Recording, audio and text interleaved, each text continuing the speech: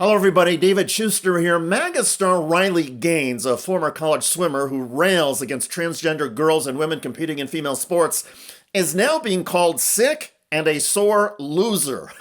The broadsides are coming from Olympic gymnastics champion Simone Biles. More on that in a moment. A few months ago, Riley Gaines generated headlines after voting for Donald Trump and then discovering that Trump's policies were causing the deportation of Gaines' British husband. Just got another letter from Immigration Services. I've made a video about this before, but I'm a U.S. citizen, born and raised in Tennessee, went to college at University of Kentucky, met my husband there. He's an immigrant. He moved over to the U.S. for college on an athletic scholarship from England. We've been married almost 3 years now. We're coming up on 3 years. So you would think he is well on his way to achieving his citizenship, or at least having his green card, right? No, wrong. And why can't he get his green card? Because his medical records aren't complete. And what is missing from his medical record?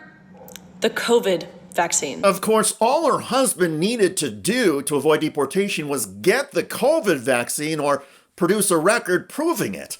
But protecting others from COVID is apparently too much to ask for a lot of high-profile MAGA. Promoting basic decency also seems to be a stretch.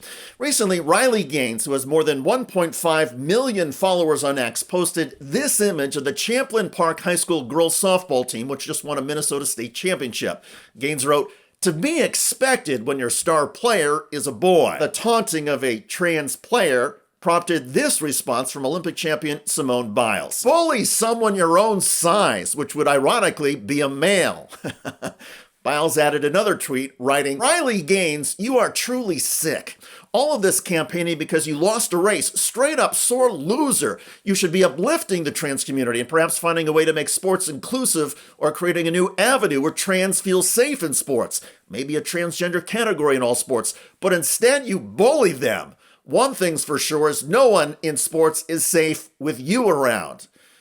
Riley Gaines, in response to Biles, then posted this video. Just last night, we got into a Twitter or an X altercation, if you will, a back and forth with Simone Biles. In just 2 tweets, Simone Biles basically tarnished her reputation to anyone with a shred of honesty, to anyone with a moral compass, and to anyone with an innate desire to protect women, to fight for equal opportunity for both men and women, especially as it pertains to sports. She has what I would believe, what I have seen, this is the conclusion I'm drawing based on the response that we have seen over the past 12-ish hours at this point on social media. She's basically incinerated her legacy in just 2 tweets. So congratulations, Simone Biles. Well, let's talk for a moment about legacies. Simone Biles has 11 Olympic medals and 30 world championships and makes her the most decorated gymnast in history, not just U.S. history, but world history. How many Olympic medals and world championships does Riley Gaines have? 0.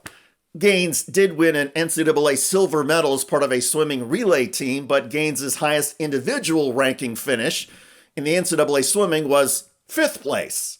So when it comes to athletic legacies, Riley Gaines doesn't deserve to be mentioned in the same breath as Simone Biles. Nonetheless, Gaines has developed quite a following and a reputation in MAGA world for bashing trans people and promoting all things Donald Trump.